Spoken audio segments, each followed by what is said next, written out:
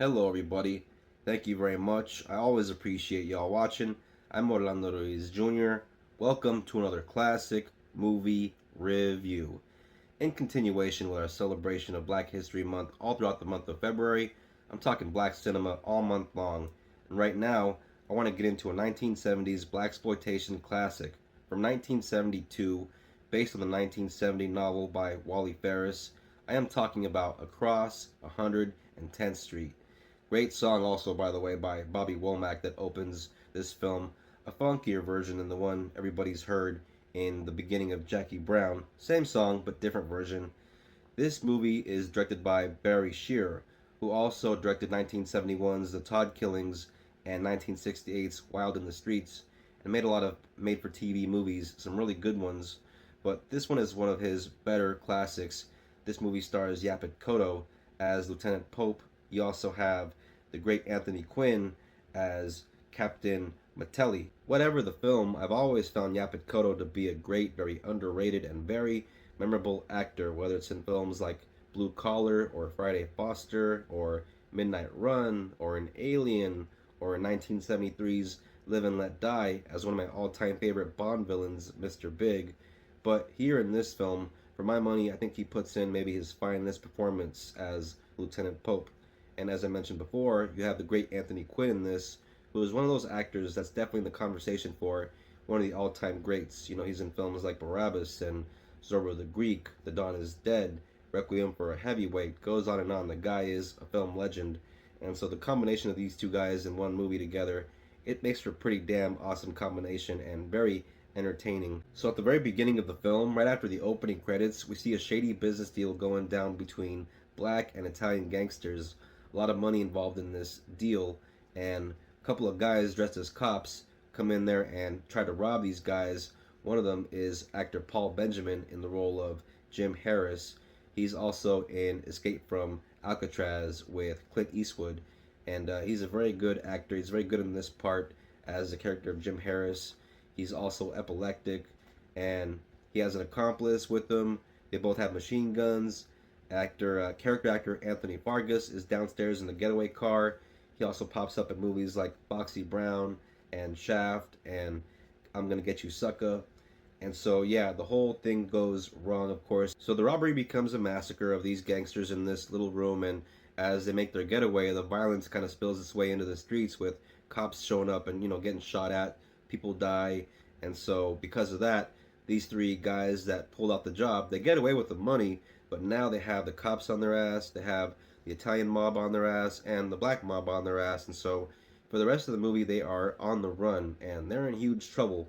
And so you got Matelli, Captain Matelli, who's put on the case, but when he shows up, he finds out that he's not the one in charge. He's very bitter about that.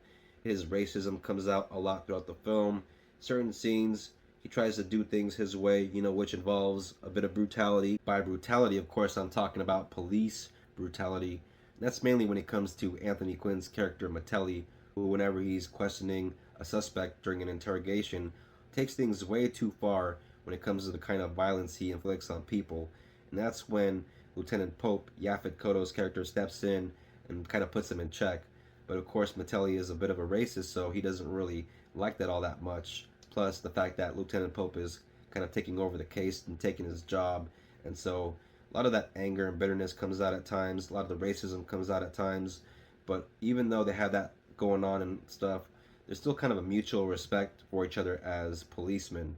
And so the racial tension is palpable all through this film, not just between the two cops, but especially through the black and Italian mafia. You also have the character of Nick DeSalvo, played by actor Anthony Franciosa, who works for the Italians and is the boss's son-in-law, and also an enforcer who is sent to Harlem to put pressure on Doc Johnson, played by actor Richard Ward, who was also in Brubaker with Robert Redford and also in The Jerk. In that movie, he was Steve Martin's dad. Well, the dad that adopted Steve Martin in that movie. And he's great in this movie. I think that his character, Doc Johnson, is kind of a variation or kind of inspired by real life gangster Bumpy Johnson. They do kind of work together in the film in tandem to find the guys that pulled off this heist at the beginning of the film and killed off their men. but there is still a constant kind of animosity and rivalry going on. So it still kind of feels like Italian gangs versus black gangs kind of a movie. And you never know when the violence is going to pop off. And when there is violence in the film, it's not there just for violence sake.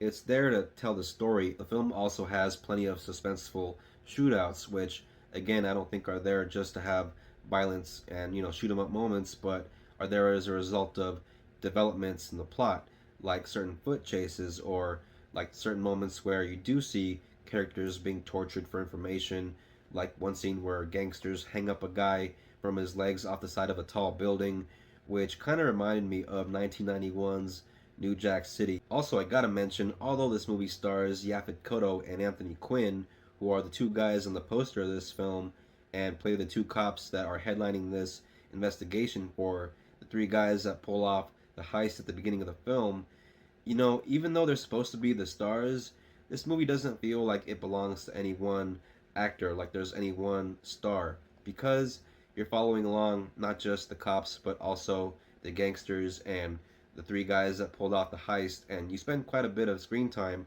with the Jim Harris character throughout the film, who is the leader of the three guys that pulled off the heist at the beginning.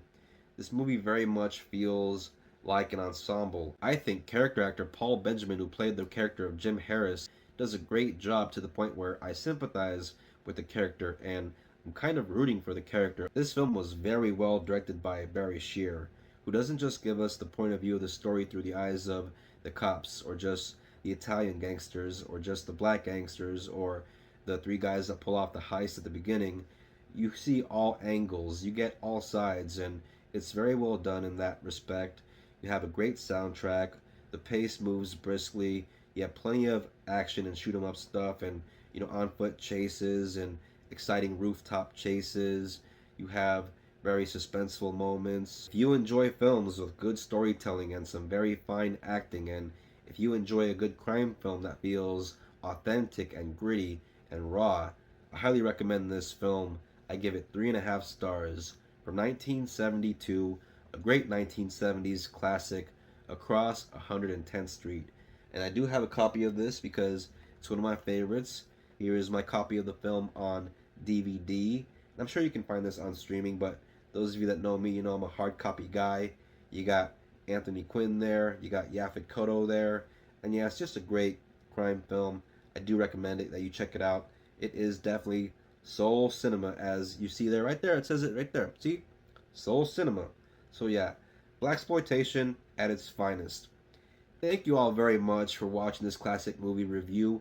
Always appreciate it. If you're into the classics, if you're into movies, if you're into this kind of thing, if you're new to the channel, subscribe, hit the bell for notifications for more reviews coming out from me very soon. If you are a returning viewer, I thank you for your views and your support. I always appreciate it. Please don't forget to comment, share, like, it always helps. Till the next classic movie review, I hope you guys have a good February and a happy Black History Month. Everybody please take care of each other. Till next time, peace out. God bless.